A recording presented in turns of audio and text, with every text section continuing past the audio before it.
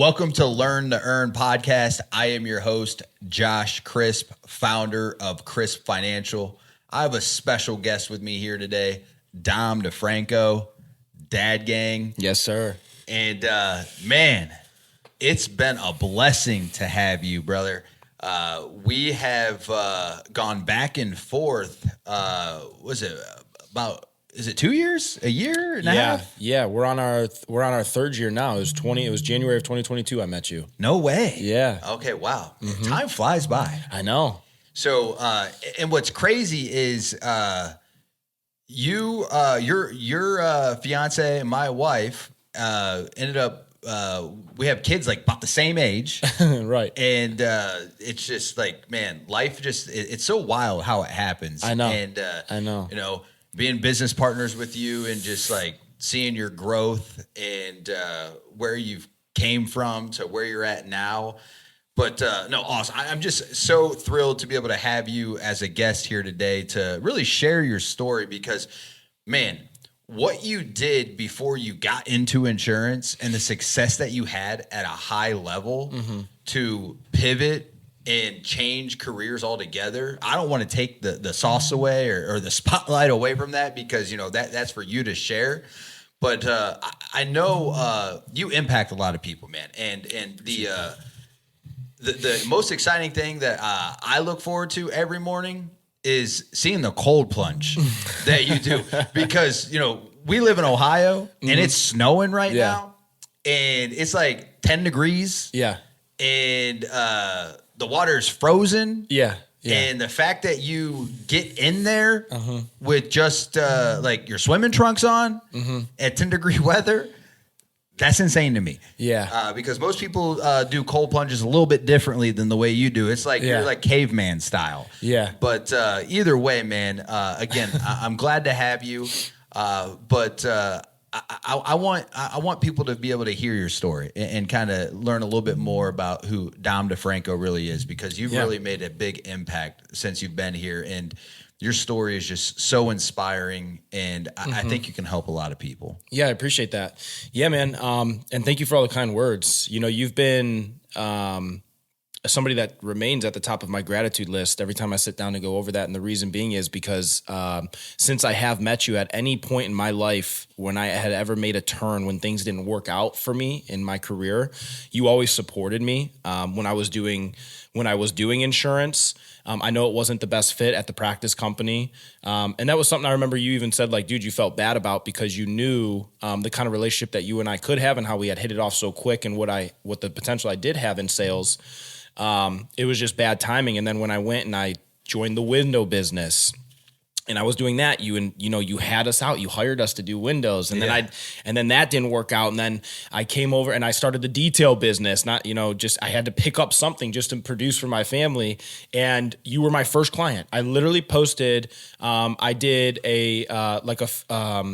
my cousin's fiance at the time, his now wife, I had detailed her car. I posted it. It was a Sunday night. And I remember I literally was about to get in bed and I told Nina, I was like, babe, guess what? She goes, what? I go, Josh Crisp wants me to come out to his house tomorrow and detail him and his wife's car.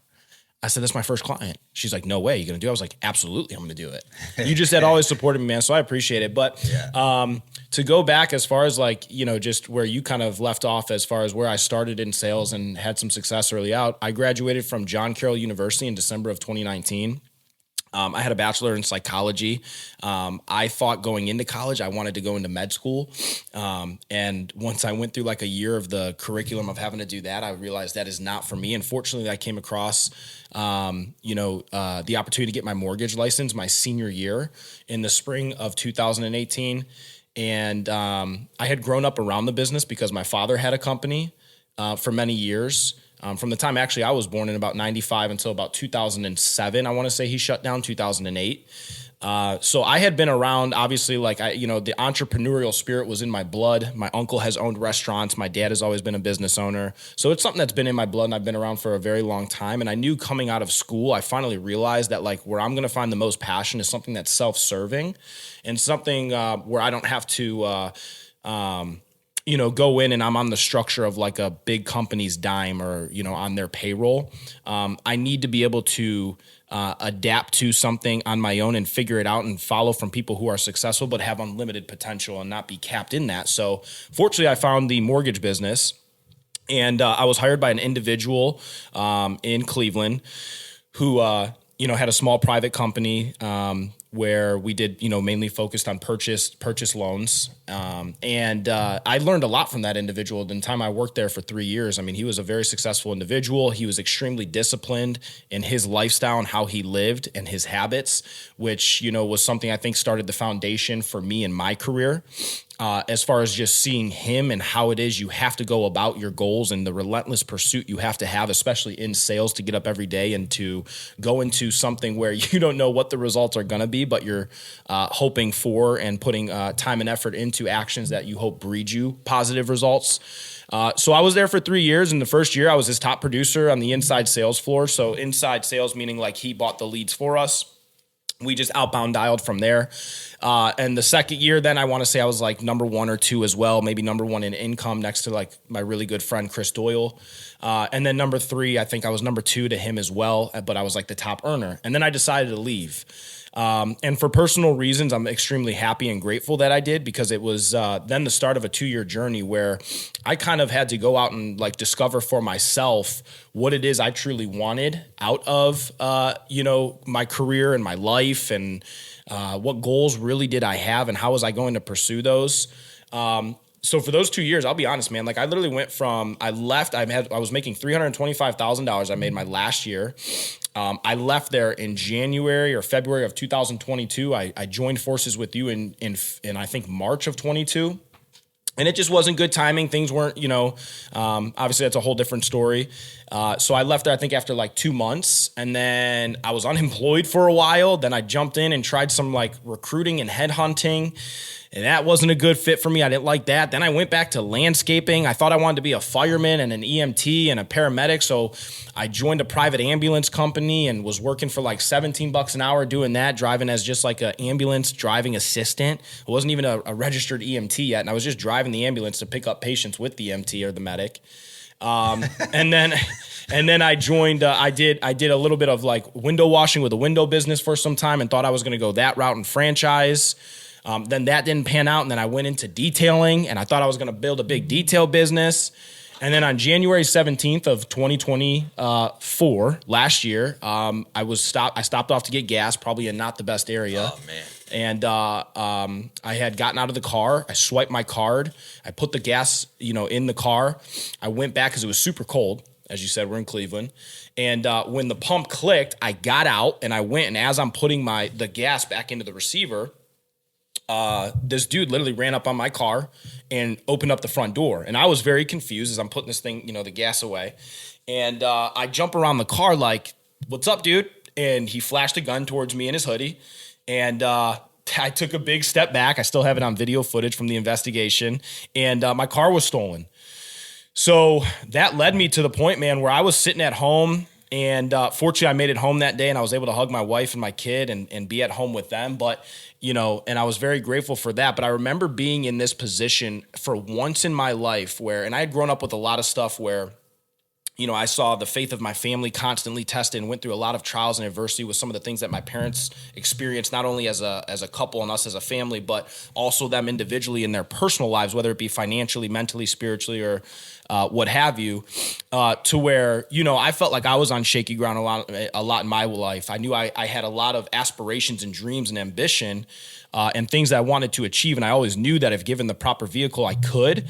But it was always like, I had in the back of my head seeing the bad experiences of my parents. And I thought maybe that would be me as well. And, going from making a lot of money to then, landscaping and, Ubering and, making, like at Ubering, I'd make like $150 a day, dude. Mind you, my bills are $4,000 a month just out the door, just for me to break even. I had a kid. So it wasn't sustainable. And it really is a blessing that my car was stolen, because for once in my life, I literally sat there and just believed that no matter what, something good was going to come from this and only positive things would come from it. lo and behold, literally 24 hours later, dude, I remember I just woke up that day and I was like, I'm going to reach out to Josh. I have these people who are saying, hey, come get back in the, I reached out to some people. I had this property and casualty insurance agency owner, wanting to get lunch with me. Hey, I've always wanted you to work with me, et cetera. I had realtors calling, hey, that's great. Like, I'm glad you're safe, but like, come sell homes. Then it was like, why don't you get back into mortgages? I thought, let me call Josh Crisp. And we spent 3.5. I think I called you. You were getting off your last appointment. It was like 9:15, 9:30 at night. We talked until about 2 a.m. Yeah. And I remember just hearing the excitement in your voice about this place at Unitrust. And I said, Josh, that sounds great, but dude, I think my license lapsed. And you're like, well, let me look it up. And you're like, no, dude, you're active until your birthday this year. I said, okay, enough said. Let me shadow. And he goes, well, here's what I want to do. I want to connect you with my partner, Ron. You remember Ron? I said, yeah, I met him one time in the office. The loud guy setting appointments next door in the other office. He goes, yeah, that guy. I was like, oh, yeah, I remember him. And Ron and I hit it off. And now we're best friends. Now you're one of my best friends. We're growing a business together. I get to learn from you directly and everything that it is you've done. I've had great success here, and I've had the opportunity to bring some people in as well.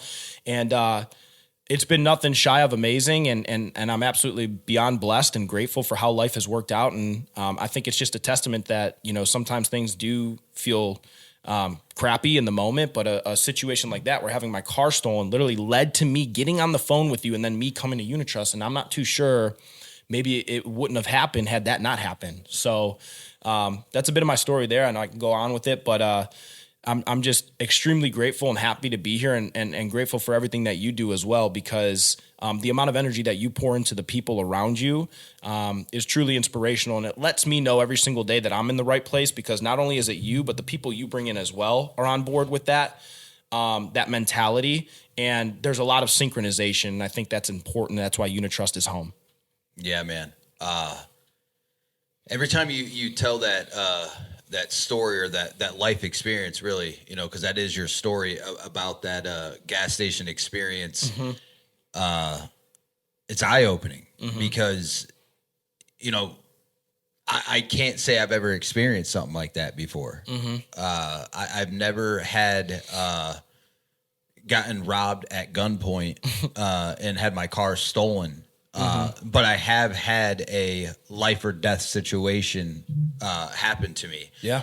And so I feel for you. Mm-hmm. You know what I mean? Like, and sometimes those moments in life make you take things for granted. Mm-hmm. And you appreciate things a little bit more. And you take a step out and you look at things and you kind of humble yourself, and you realize, like, okay, am I taking the right direction of where I should be for my life, or do I need to go a different path? Yeah, and, absolutely. For like me, my wife and I, at the time, we weren't married.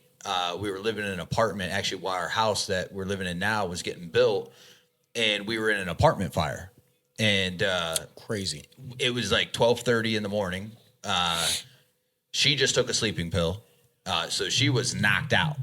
And for me, I just took a sleeping pill too, so I was dozing off. And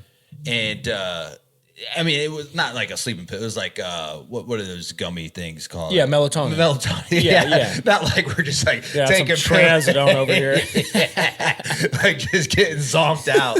You know what I mean? Just some like CVS, melatonin gummies, just helping us out. Yeah. So, I was like dozing out, and then like all of a sudden, I'm just like smelling like smoke, but like when you're in a daze, like you're not sure like what's real, what's not. Like, are you dreaming, or like are you going in and out?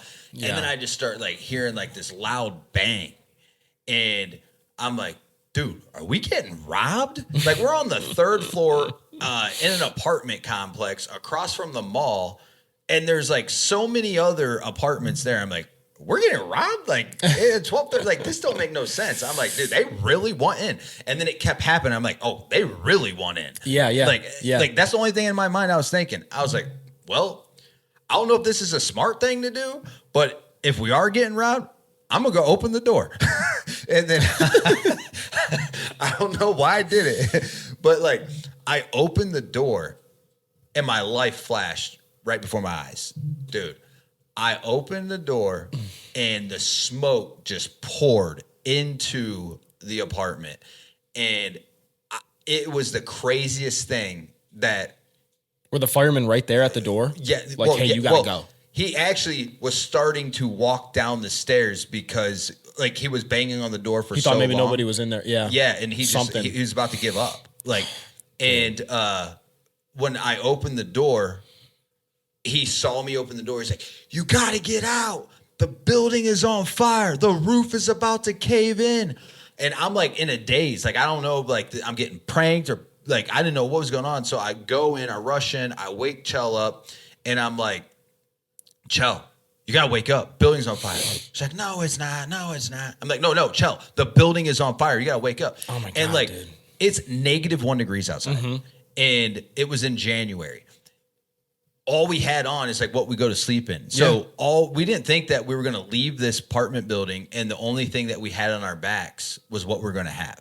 So long story short, we ended up leaving that apartment, getting out within literally seconds to turn around and watch the whole roof cave in right where we were sleeping. That's insane, dude. And that's insane. It literally was so hard to just watch everything burn that you work so hard for, and the sentimental things. And get this, we were engaged at the time. We were getting ready to get married. Our whole wedding was planned. Everything was inside that apartment. Chell had got all the decor. Her grandmother had passed away. Her diamond necklace was in there. And we were using that to make her wedding band. Oh, dude, no way. And just watching this whole thing just take everything that we own and just burn it to ashes was a pretty tough time in our life. Sure. And the next day, the fire department, obviously, we were fortunate that we had some people we knew that lived in that apartment complex in a different building. They let us sleep with them that night. The fire department came in the next day and they were going in. I was like, hey guys, is there any way that you can go in there? I had a car in the garage. My car keys were up there. My truck I had, because I grabbed my wallet, my cell phone, that's it. And then just to close my back, I was like, is there any way that you can go up there? We're getting married. Her grandma's necklace is up there. And I have my car keys. Is there any way that you could just go up there and please try to find it? And sure enough, by the grace of God, these firemen went up, brought down that jewelry box with that necklace with still those intact. diamonds. Wow. And that was the only thing that wasn't burned. And the Jag keys, hopefully. And the Jag keys. And the Jag keys. And the Jag keys. Dude, that's crazy. They were able to go up and still rummage through everything and find it? Yeah. Would you just say, like, hey, it should be in this area? No, but here, this is even crazier. After that happened, later on that day, a second fire ignited. In that apartment? In our apartment. Oh, my God. The same building? The same building. Wow. Because they thought they got the whole fire out. It rekindled. That's crazy. And then that's when everything was gone. Oh, for no sure. kidding. So okay. if we would have waited for them to try to go back in there, that would have been gone. Dude, no kidding. Another one started? Yeah. I didn't know that. So that's when, for me, I started looking at materialistic things a lot differently. Sure. Do I like living in a nice house, having nice cars, and being able to provide for my family? Yes, because I work hard for that. Of course. But it's not everything. My family means a lot to me, but what it makes you realize is, every day is not promised. You go through life trying to get into a position where you may work your whole life just to provide for your family, and you may never get to enjoy it. And your story, when you told me that, I was like, man, I need to be able to offer this guy some hope. And fortunately, because of the situation that I was in the business and how good it's been to me, I was able to buy everything and pay for everything to get it all back, except for the sentimental things. Sure. Which, my wife, that just affected her a lot more than it's affected me. And I still feel terrible, and it still bothers her.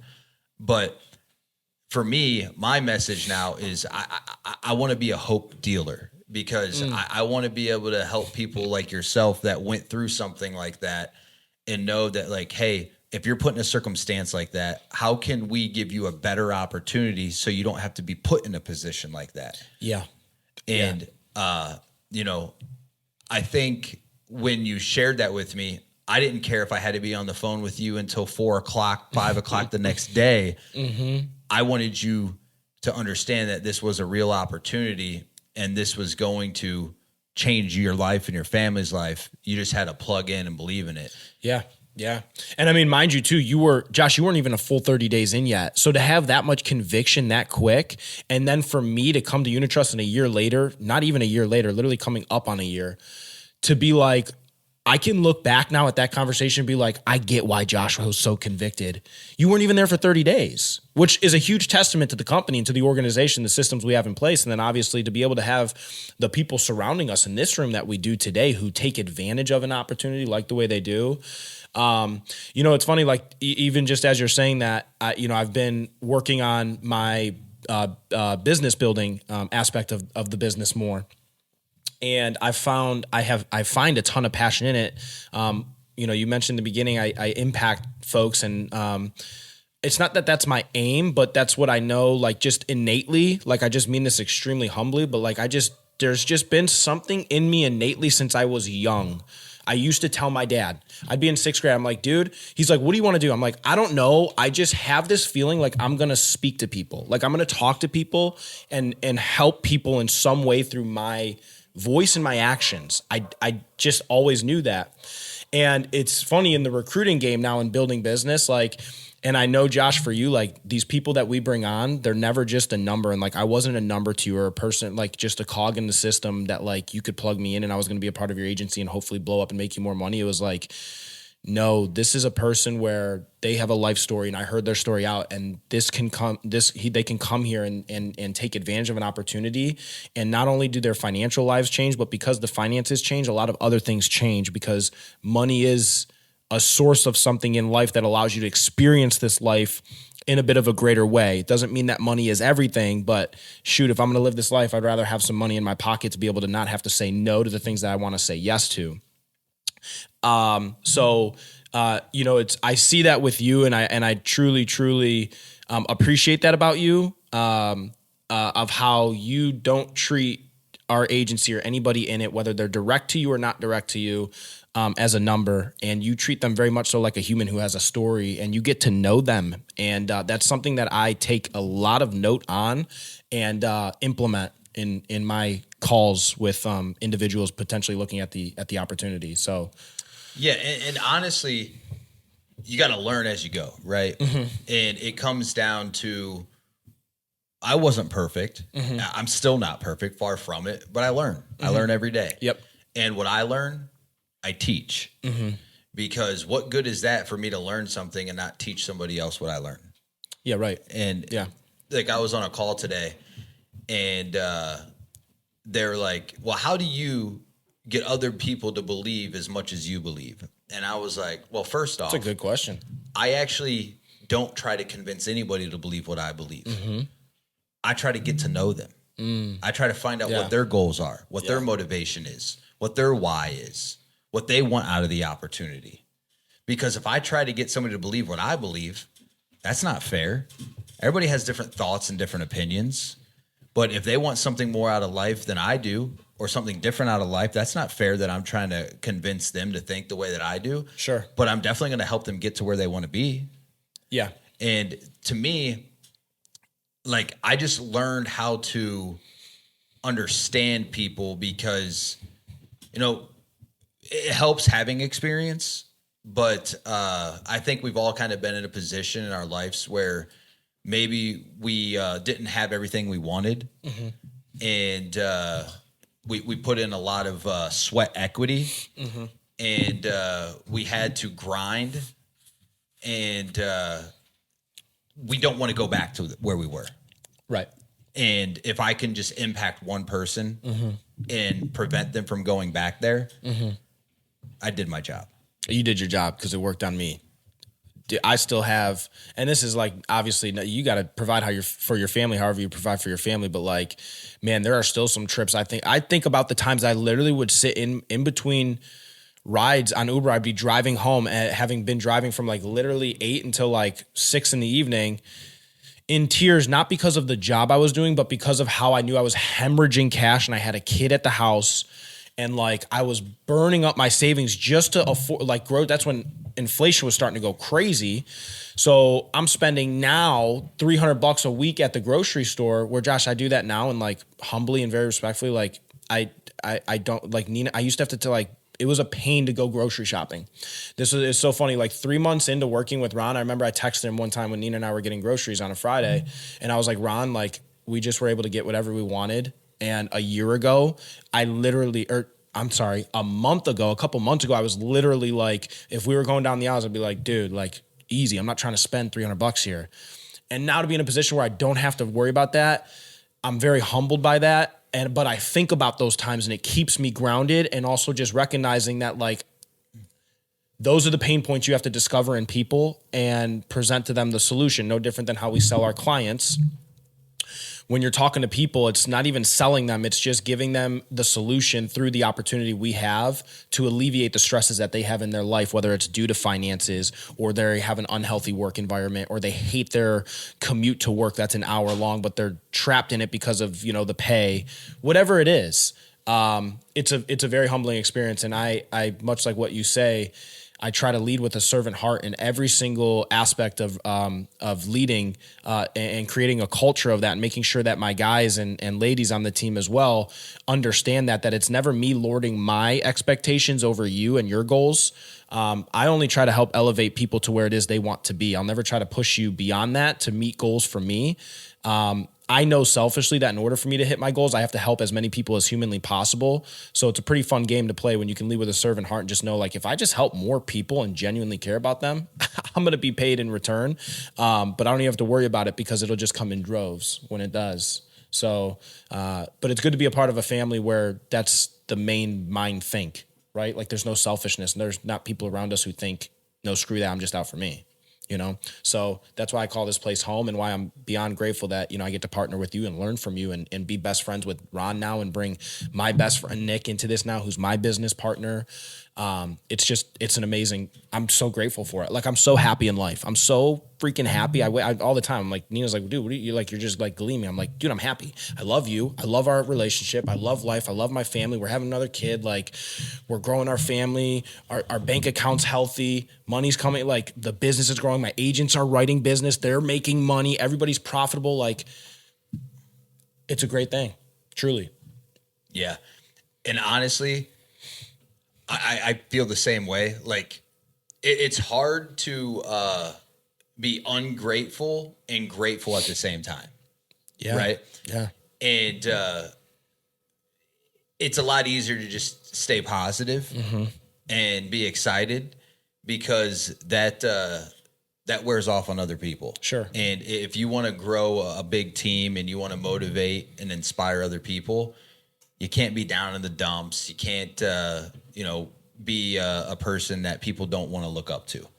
And that actually will help you inspire a lot more people. I mean, dude, you're last year at conference, you got to speak on stage. I did, yeah. I mean, that was awesome. It's like 6 months in. I was not expecting them to ask me to do that. Yeah. And so, like, we and you were just having a conversation the other day, and you're like, man, this month I'm about to do as a team, we're about to do as a team like over 200,000.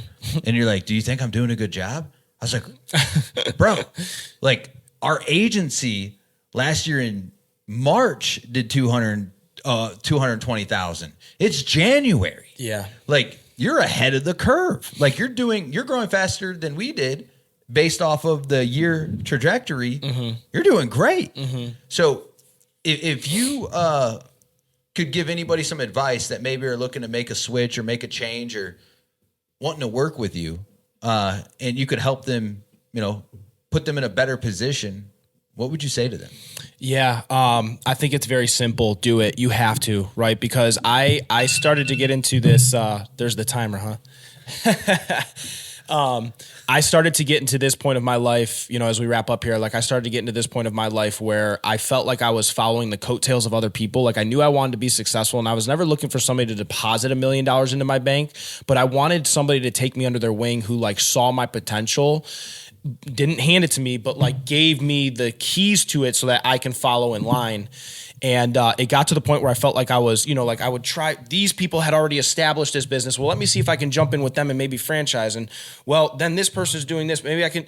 And finally, when I took the floaties off and I jumped off the high dive and just jumped into swim on my own, and that's coming to Unitrust and taking the leap of faith. That is the time that it really exploded. My life has really exploded in the past 12 months. So all I can say is, if you are like us and you feel that inkling inside of you, it's not for everybody, but if you feel as you hear this, that inkling inside of you that you know what I'm talking about, where you're like, I am meant to do something more, not to be better than people, but to do something more. If it's insurance or if it's something else or finance, whatever it is, you cannot die with that song still playing inside of you. Because if you do, you go to the grave with that. I mean, that pain of regret, I think towards the end of life, of not looking back or looking back on life and knowing that you didn't take the risks towards the things you knew you should have, because on the other side of that fear is the success or the gratitude or the life you want. Man, that makes me afraid. Now having realized that on the other side of those mountains of fear is really good things, I just try to knock off as many of those mountains as you can. So if you're facing that one mountain right now, you got to leap over it. I don't care what it is. If it's to write a song, a book, or to, start an insurance business or whatever it is, you have to do it. Because on the other side of that is a lot more to yourself than you've ever even known before. So take the leap of faith would be my 2 cents. I would say with that, mic drop.